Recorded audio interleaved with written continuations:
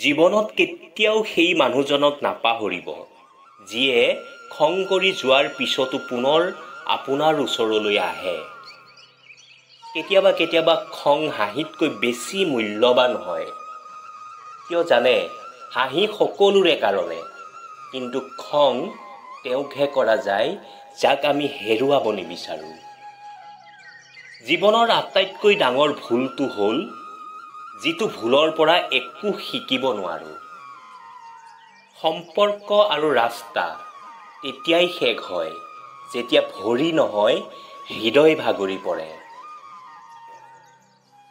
অসফল লোক দুই প্ৰকাৰৰ। 1 নম্বৰত যিয়ে কৰে কিন্তু নাভাবে, 2 নম্বৰত যিয়ে ভাবে কিন্তু নকৰে। কেতিয়াও কাকো বিনা কাৰণত অপমান নকৰিব।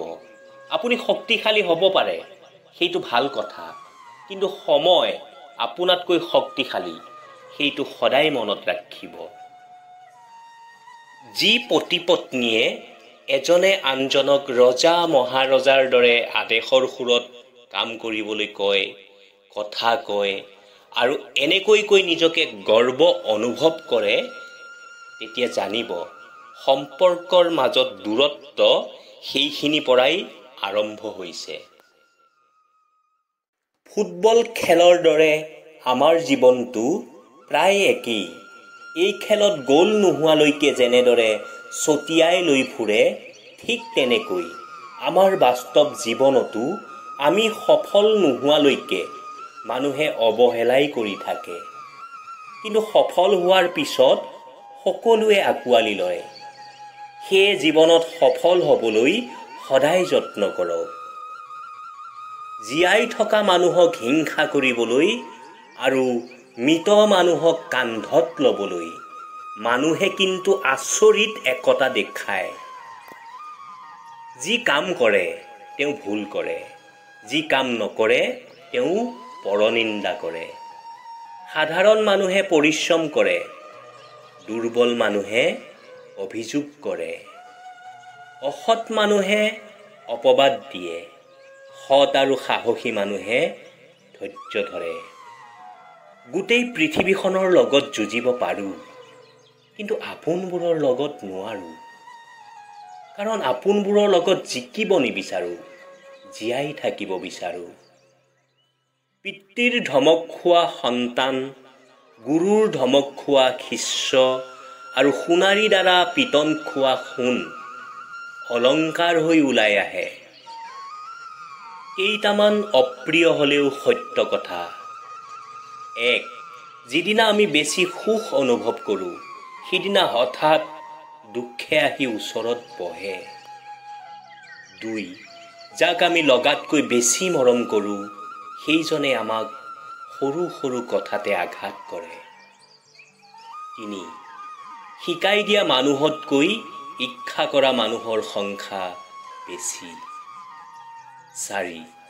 দুখীয়া মানুহক মুখত হাঁহি মাতিলেও ধনীকহে বেছি গুৰুত্ব দিয়ে।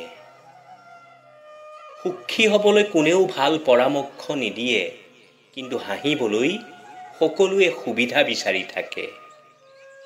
6. যাক আমি হহুৱাই ৰাখোঁ, সিয়েই আমাক বেছি কন্দুৱায়। 7. কোনো মানুহক লগাতকৈ বেছি গুৰুত্ব নিদিব, আপোনাৰ সন্মান কমিব। এজন জ্ঞানী পুৰুষে ক'লে, নাৰী জাতি হৈছে জগতৰ সমস্ত সমস্যাৰ মূল। তেতিয়া এগৰাকী জ্ঞানী মহিলাই উত্তৰ দিলে, একদম ঠিক। নাৰীয়ে 10 মাহ 10 দিন এক মূৰ্খক তেওঁ নিজ গৰ্ভত পালন কৰে, যাতে সি ওলাই আহি ক'ব পাৰে যে নাৰী জাতিটো জগতৰ সমস্ত সমস্যাৰ মূল। শিক্ষাই মানুহক আলোকিত কৰে, আবেগে মানুহক নষ্ট কৰে, বিবেকে মানুহক বচায়, আনন্দই মানুহক হহুৱায়, ধৈৰ্যই মানুহক উন্নত কৰে আৰু মিছাই মানুহক ধ্বংস কৰে। কোনোবাই আপোনাক হিংসা কৰিছে নেকি? চিন্তা নকৰিব, কৰিবলৈ দিয়ক। কিয় কৈছোঁ জানে?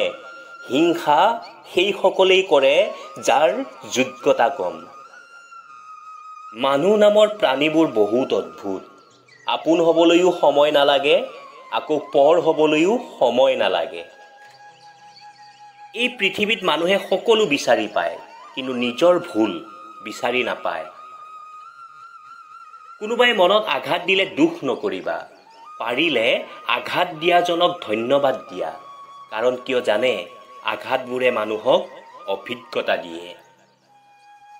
জীৱনত এবাৰ অকলশৰীয়া হৈ চোৱা। পৃথিৱীৰ কোনো কাৰো আপোন নহয়। যেতিয়া তোমাৰ প্ৰয়োজন হ'ব তেতিয়া চবেই তোমাৰ কাষত আহিব। কোনোবাই স্বাৰ্থৰ কাৰণে, আকৌ কোনোবাই আৱেগৰ কাৰণে। এইটোৱেই বাস্তৱ।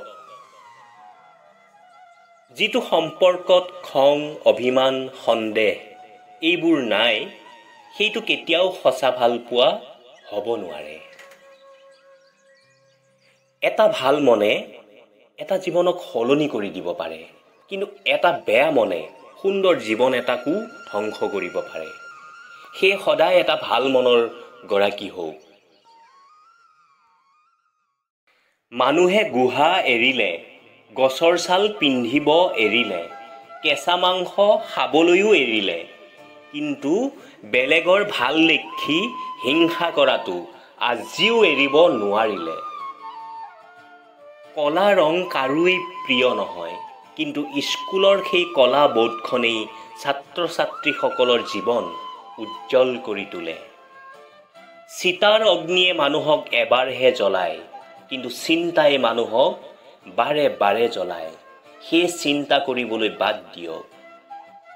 তুমি দিয়া সকলো বস্তু বহুত যত্ন কৰি ৰাখি থৈছোঁ, মাথো তোমাকেই ৰাখিব নোৱাৰিলোঁ। বৰষুণ তেতিয়াই হয় যেতিয়া আকাশে মেঘৰ ওজন সহ্য কৰিব নোৱাৰে, আৰু কান্দোন তেতিয়াই ওলায় যেতিয়া হৃদয়ে কষ্টৰ ওজন সহ্য কৰিব নোৱাৰে। পৰিয়াল কিমান ধনী বা কিমান দুখীয়া সেইটো ডাঙৰ কথা নহয়। তুমি কিমান সুখী, জীৱনটো কিমান উপভোগ কৰিছা, সেইটোহে ডাঙৰ কথা। অনুভূতি কেতিয়াও লুকাই ৰাখিব পৰা নাযায়, আৰু কিছুমান মানুহৰ লগত সম্পৰ্ক শেষ হৈ গ'লেও পাহৰিব পৰা নাযায়।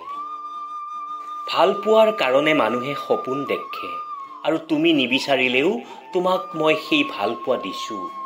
সেয়ে অৱহেলা নহয়, পৰম যত্নত ৰাখিবা। বেছি ভাল পোৱা প্ৰকাশ কৰিলে মানুহ হেৰাই যায়। য'ত খালি তৰ্ক বিতৰ্ক হয় তাৰ পৰা দূৰত থাকা, আৰু য'ত সন্মান আৰু মৰম আছে কেৱল তালৈ যোৱা।